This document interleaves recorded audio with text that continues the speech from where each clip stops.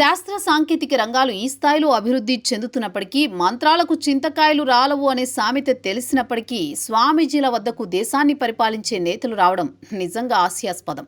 అప్పట్లో ఇలాంటి స్వామీజీల దొంగ ముసుగులు బయటకు తీయడానికి శాంతి క్రాంతి అనే ఓ సినిమా వచ్చింది. కానీ అంతటి సినిమా కూడా జనాల ఆలోచన తీరును మార్చలేకపోయింది. స్వామీజీల పుట్టుకను అడ్డుకోలేకపోయింది. మన రాజకీయ ప్రతినిధులకు జనాల ఓట్లు కావాలి. ఆ ఓట్లే కావాలంటే ఇలాంటి స్వామీజీల అండ ఉండాలి. అందువల్లే వారి శరణు జొచ్చుతారు. పాహి అంటూ పాదాల మీద పడతారు. ఆ క్షణం వరకు నటిస్తారు. స్వామీజీల భక్తులు గంపగుత్తగా ఓట్లు వేసిన తర్వాత సైలెంట్ అయిపోతారు. డేరా బాబా అన్ని అక్రమాలు చేశాడని తెలిసినప్పటికీ ఇంతవరకు అతనికి కఠిన శిక్ష పడిన దాఖలాలు లేవు.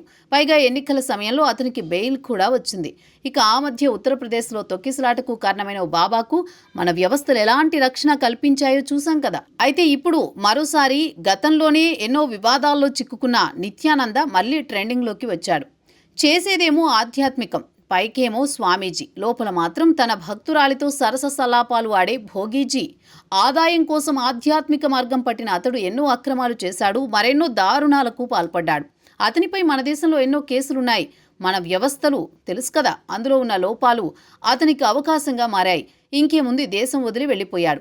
కొత్తగా కైలాసగిరి అనే ప్రాంతాన్ని ఏర్పాటు చేసినట్టు చెప్పుకొచ్చాడు. అందులోకి నివాసం ఏర్పాటు చేసుకోవడానికి డబ్బులు కూడా వసూలు చేశాడు. వెర్రిగొర్రెల లాంటి భక్తులు అతడి చెప్పినట్టు చేశారు.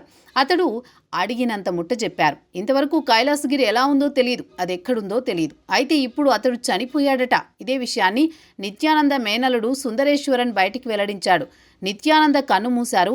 ఆయన వయసు 45 సంవత్సరాలు. సనాతన ధర్మాన్ని కాపాడేందుకు ఆయన ప్రాణత్యాగం చేశారు. సనాతన ధర్మాన్ని కాపాడేందుకు ఆయన తనవంతు కృషి చేశారు. ఇప్పుడు తన ప్రాణాలను త్యాగం చేశారని సుందరేశ్వరన్ చెప్పినట్టు వార్తలు వినిపిస్తున్నాయి. అయితే నిత్యానందపై మన దేశంలో కేసులున్నాయి, ఇతర దేశాల్లోనూ కేసులున్నాయి. ఆధ్యాత్మిక మార్గంలో ఆయన అనేక అక్రమాలు చేశారని, ఆయనను అరెస్ట్ చేస్తారని అప్పట్లో వార్తలు వినిపించాయి. తన ఆశ్రమంలో పనిచేస్తున్న ఓ సినీ నటిని ఆయన లొంగదీసుకున్నారని, ఆమె మనసును పూర్తిగా మార్చేశారని అప్పట్లో కథనాలు కూడా ప్రసారమయ్యాయి. ఇప్పుడిక నిత్యానంద చనిపోవడంతో ఒక్కసారిగా సంచలనంగా నమోదైంది. అయితే కేసుల వల్లే నిత్యానంద చనిపోయారనే వార్తలు ప్రచారం చేస్తున్నారని, జనాలను ఏప్రిల్ ఫూల్స్ చేయడానికి ఇలాంటి నాటకాలు ఆడుతున్నారని సోషల్ మీడియాలో విమర్శలు వ్యక్తమవుతున్నాయి. భక్తి ముసుగులో అక్రమాలకు పాల్పడిన వ్యక్తిత్వం నిత్యానందది. అతడు తనపై ఉన్న కేసుల నుంచి తప్పించుకోవడానికి చనిపోయాడని నాటకాలు ఆడుతున్నాడు. జనాలను ఏప్రిల్ ఫూల్స్ చేస్తున్నాడని నెటిజన్లు మండిపడుతున్నారు.